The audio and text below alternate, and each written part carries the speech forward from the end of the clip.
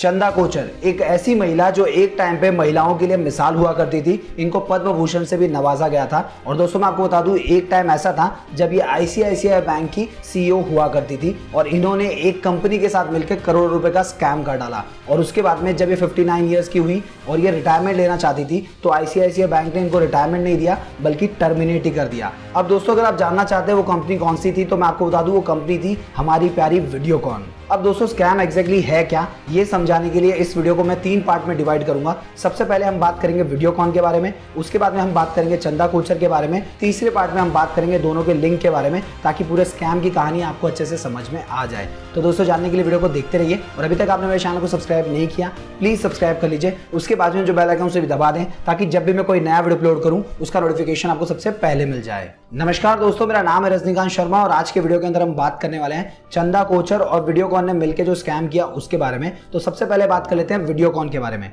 देखिए यहाँ पे मैं आपको एक चीज बताना चाहूंगा, वीडियोकॉन की बर्बादी के ऊपर हमने एक ऑलरेडी वीडियो बनाया हुआ है जिसका लिंक आपको इसी वीडियो के डिस्क्रिप्शन में मिल जाएगा। उसमें आपको पूरा पता चल जाएगा कि वीडियोकॉन ने कैसे शुरू किया, उसके बाद में क्या क्या गलत कदम उठाए, उनके साथ चीजें क्या क्या गलत हुई जिसकी वजह से वो बर्बादी की कगार पर आ गए। लेकिन अगर आपने वो वीडियो नहीं देखा तो यहाँ पे मैं आपको शॉर्ट में बता देता हूँ ताकि आपको सारी चीजें समझ में आ जाए। देखिए 1986 में एक कंपनी की शुरुआत होती है जिसका नाम था अधिगम ट्रेडिंग और इस कंपनी की शुरुआत की थी नंदलाल धूत ने। इनिशियली ये कंपनी पेपर ट्यूब बनाया करती थी।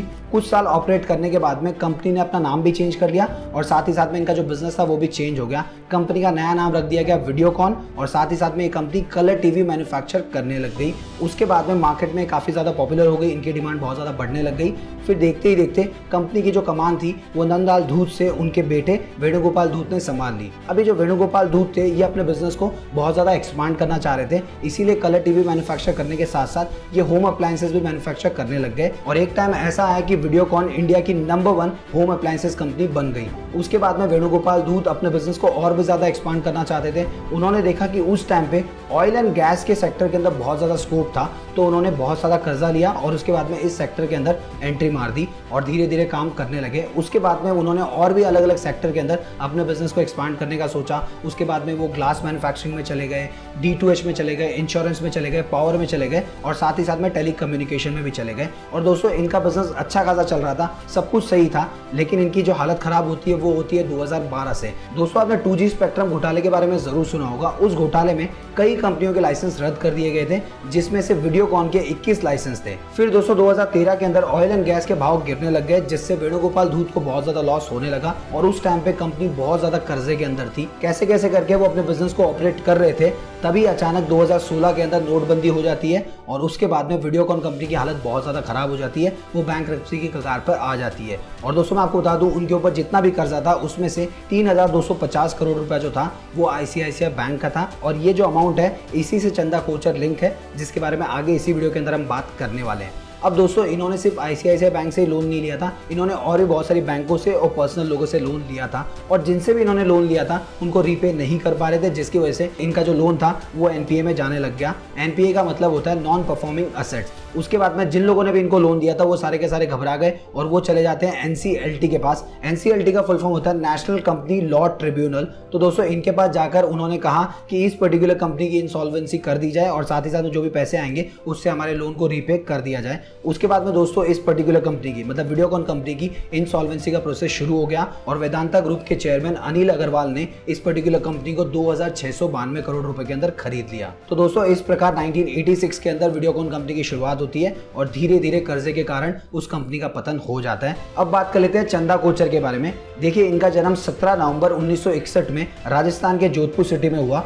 और ये बचपन से ही पढ़ने में बहुत ज्यादा होशियार थी। तो अपनी स्टार्टिंग की पढ़ाई कंप्लीट करने के बाद में ये मुंबई आ गई और मुंबई की एक कॉलेज है जिसका नाम है जय हिंद कॉलेज। यहाँ से इन्होंने 1982 में बीए से ग्रेजुएशन कर लिया। दोस्तों धीरे धीरे इनका जो इंटरेस्ट था वो आर्ट से हटने लगा और फाइनेंस की ओर जाने लगा, इसलिए इन्होंने मुंबई के ही Jamnalal Bajaj institute of management study में एमबीए के लिए एडमिशन ले लिया और साथ ही साथ में ICWA में इन्होंने कॉस्ट अकाउंटेंसी के लिए भी एडमिशन ले लिया। दोस्तों एमबीए के अंदर इनका जो परफॉर्मेंस था उसके लिए और साथ ही साथ में कॉस्ट अकाउंटेंसी में इनके मार्क्स सबसे ज्यादा थे, उसके लिए इनको अलग अलग प्रकार के गोल्ड मेडल मिले। और दोस्तों यहाँ पे मैं आपको एक और चीज बताना चाहूंगा, जब ये एमबीए की पढ़ाई कर रहे थे तभी इनकी मुलाकात हो जाती है दीपक कोचर से। दोनों के बीच में नज़दीकियाँ बढ़ जाती है और जैसे ही एमबीए कंप्लीट करते हैं दोनों शादी कर लेते हैं। उसके बाद में 1984 के अंदर चंदा कोचर आईसीआईसीआई बैंक को ज्वाइन कर लेती है एज ए मैनेजमेंट ट्रेनी और उसके बाद में अपनी मेहनत और लगन के बल पे 25 साल बाद मतलब 2009 में इनको आईसीआईसीआई बैंक का सीईओ बना दिया जाता है। अब दोस्तों चंदा कोचर के इस अचीवमेंट की वजह से हमारे देश की बहुत सारी महिलाएं इनसे इन्फ्लुएंस होती है,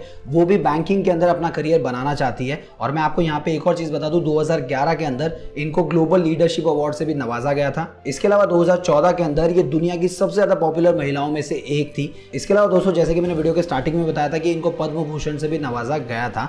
सब कुछ सही चल रहा था लेकिन अचानक से इनकी जिंदगी में तूफान आता है 2018 में, जब बैंक के अंदर छापेमारी होती है और साथ ही साथ में जो भी बड़े बड़े लोन इशू किए गए थे उनके बारे में मैनेजमेंट से पूछताछ होती है और चंदा कोचर के ऊपर करप्शन और साथ ही साथ में मनी लॉन्ड्रिंग के इल्जाम लगाए जाते हैं। लेकिन आईसीआईसीआई बैंक की जो मैनेजमेंट टीम थी इन सभी इल्जामों से इनकार कर देती है। उसके बाद में चंदा कोचर अचानक से कुछ दिनों के लिए छुट्टी पे चली जाती है और जब वो वापस आती है तो रिटायरमेंट के लिए अप्लाई कर देती है। लेकिन आईसीआईसीआई बैंक के ऊपर इतना ज़्यादा प्रेशर बनाया जाता है कि अपनी इज्जत को बचाने के लिए उन्होंने चंदा कोचर को रिटायर नहीं किया बल्कि टर्मिनेट कर दिया। सो दोस्तों अब तक आपको ये समझ में आ गया होगा कि वीडियोकॉन कैसे शुरू हुआ, कैसे खत्म हो गया और साथ ही साथ में चंदा कोचर कहाँ से आई और कैसे इनको आईसीआईसीआई बैंक से निकाल दिया गया। अब दोस्तों बात कर लेते हैं एक्चुअल स्कैम के बारे में। देखिए दोस्तों, स्कैम की शुरुआत तब होती है जब वेणुगोपाल धूत अपने बिजनेस को बढ़ाने के लिए अलग अलग सेक्टर में एक्सपांड करना चाह रहे थे और उन्होंने बहुत सारे लोन मार्केट से उठाए थे। और मैं आपको बता दूं 2009 से लेकर 2012 के बीच में वीडियोकॉन और उससे जुड़ी हुई कंपनियों को आईसीआईसीआई बैंक की तरफ से अच्छा खासा लोन का अमाउंट मिला था। अब दोस्तों यहाँ पे मैं आपको एक चीज़ बोलना चाहूँगा, जब भी कोई आदमी बैंक से लोन लेने के लिए जाता है तो सबसे पहले बैंक क्या करती है, उस आदमी का बैकग्राउंड चेक करती है, उसकी फाइनेंशियल हिस्ट्री चेक करती है, क्या वो लोन पे करने के लिए कैपेबल है या नहीं है। लेकिन इनके केस में ऐसा कुछ भी नहीं हो रहा था। जो वीडियोकॉन कंपनी थी उनके ऊपर बहुत ज़्यादा कर्जा था, फिर भी उनको लोन दिया जा रहा था। अब इसके पीछे का कारण क्या था? कारण था चंदा कोचर का पर्सनल बेनिफिट। अब दोस्तों यहाँ पे मैं आपको एक चीज़ बोलना चाहूँगा, मान लीजिए आपके अकाउंट के अंदर 5,000, 10,000, 15,000 रुपये या 20,000 या 50,000 रुपया क्रेडिट होता है तो इनकम टैक्स की उतनी ज़्यादा नज़र नहीं जाएगी। लेकिन अगर आपके अकाउंट के अंदर 64 या 65 करोड़ रुपए क्रेडिट होंगे तो नज़र ज़रूर जाएगी और वो फंसने के चांसेस भी होंगे। तो इन्होंने डायरेक्टली चंदा कोचर को पैसे नहीं भेजे। अब किस तरीके से भेजे, चलिए वो मैं आपको बता देता हूँ। देखिए, चंदा कोचर के जो पति हैं उनका नाम है दीपक कोचर। इनकी एक कंपनी है जिसका नाम है पिनेकल एनर्जी और साथ ही साथ में वीडियोकॉन कंपनी के जो मालिक है वेणुगोपाल धूत, उनकी भी एनर्जी की एक कंपनी है, उसका नाम था सुप्रीम एनर्जी। इन दोनों ने मिलकर एक कंपनी बनाई जिसका नाम रखा NU power renewable private limited. अब दोस्तों ये जो नई कंपनी थी इसमें 50% शेयर थे वेणुगोपाल धूत के और 50% थे दीपक कोचर के। उसके बाद में दोस्तों जो सुप्रीम एनर्जी थी मतलब वेणुगोपाल धूत की जो कंपनी थी, वहां से 64 करोड़ रुपए का लोन नई कंपनी को इशू किया जाता है और जैसे ही पैसे एनयू पावर के अंदर आ जाते हैं उसके कुछ ही दिनों के बाद में वेणुगोपाल धूत अपने जितने भी शेयर्स थे मतलब 50% जो शेयर्स थे वो सिर्फ 2.5 लाख रुपए के अंदर दीपक कोचर को बेच देते हैं और कंपनी से रिटायरमेंट ले लेते हैं। अब यहाँ पर दीपक कोचर के पास 100% शेयर आ जाते हैं। उसके बाद में दीपक कोचर क्या करता है, सुप्रीम एनर्जी को एनयू पावर के 94.5% स्टेक बेच देता है और उसके बाद में जो ये सुप्रीम एनर्जी है जो कि वेणुगोपाल धूत की कंपनी थी उनके पास 94.5% स्टेक आ जाते हैं। अब उन्होंने क्या किया, अपने वीडियोकॉन कंपनी के एक डायरेक्टर थे जिनका नाम था महेश चंद्र पुंगलिया, इनको ये स्टेक बेच दिए जाते हैं और उसके बाद में ये जो महेश चंद्र जी होते हैं ये अपने स्टेक बेच देते हैं पिनेकल एनर्जी को जो कि दीपक कोचर की कंपनी होती है। तो दोस्तों आप समझ चुके होंगे घुमा फिरा के जो पैसे होते हैं वो अल्टीमेटली चंदा कोचर या फिर आप कह सकते हैं दीपक कोचर के पास पहुंच जाते हैं। दोस्तों सब कुछ सही चल रहा था, किसी को भी स्कैंडल के बारे में कुछ पता ही नहीं था। फिर एक बहुत बड़े इन्वेस्टर की नजर इन सारे ट्रांजैक्शन के ऊपर जाती है जिसका नाम था अरविंद गुप्ता, जिन्होंने वीडियोकॉन कंपनी में भी इन्वेस्ट किया हुआ था और साथ ही साथ में आईसीआईसीआई बैंक में भी इन्वेस्ट किया हुआ था। जब वो एनालाइज कर रहे थे तो उनको एक चीज फाइंड आउट हुई कि आईसीआईसीआई बैंक का जो है वो एनपीए बहुत ज्यादा बढ़ते जा रहा है और प्रॉफिट भी कम होते जा रहा है, फिर भी आईसीआईसीआई बैंक वीडियोकॉन को या फिर उससे जुड़ी हुई कंपनियों को बड़े बड़े लोन इशू कर रही है। तो उसको समझ में नहीं आया तो उन्होंने क्या किया, थोड़ा फाइंड आउट करना शुरू किया। तो उनको पता चला कि दीपक कोचर और साथ ही साथ में जो वेणुगोपाल धूत है ये दोनों दोस्त हैं और इन दोनों को जोड़ने वाली जो कड़ी है वो है चंदा कोचर। मतलब चंदा कोचर ने कुछ तो झोलझाल की है तभी वीडियोकॉन कंपनी को इतने बड़े बड़े लोन इशू किए जा रहे थे, क्योंकि वीडियोकॉन कंपनी की फाइनेंशियल स्थिति वैसी थी नहीं कि आसानी से उनको लोन मिल जाए। तो दोस्तों उन्होंने क्या किया, 2016 के अंदर आरबीआई को एक लेटर लिखा और कहा कि जो चंदा कोचर है वो अपने फायदे के लिए वीडियोकॉन को लोन इशू करवा रही है आईसीआईसीआई बैंक से। लेकिन इस पर्टिकुलर लेटर के ऊपर कोई भी ज्यादा सुनवाई हुई नहीं। उसके बाद में 2018 में उन्होंने पीएम को एक लेटर लिखा और चंदा कोचर के ऊपर हेरा फेरी का इल्जाम लगाया और साथ ही साथ में जांच करने की मांग भी की।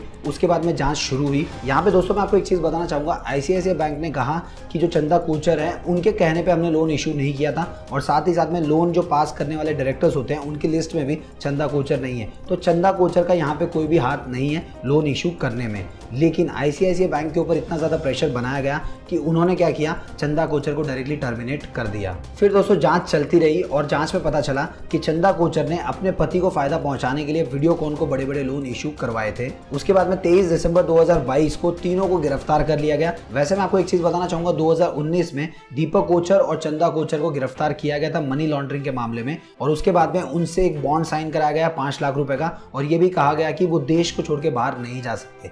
अब मैं आपसे जानना चाहूंगा, क्या इस बार भी उनसे कोई बॉन्ड साइन कराया जाएगा और कहा जाएगा देश से बाहर नहीं जा सकते, या उनको कड़ी सजा मिलेगी ताकि फ्यूचर में कोई भी आम आदमी का पैसा अपने फायदे के लिए मिसयूज ना कर सके? मुझे कमेंट बॉक्स में लिख के जरूर बताइएगा। वीडियो पसंद आए तो वीडियो को लाइक कीजिए। आपके मन में कोई भी डाउट है प्लीज कमेंट बॉक्स में लिख के पूछे, मैं इसका जवाब जरूर दूंगा। और आप मुझे इंस्टाग्राम पे भी फॉलो कर सकते हैं, मेरा इंस्टा आईडी है हाय रजनीकांत शर्मा।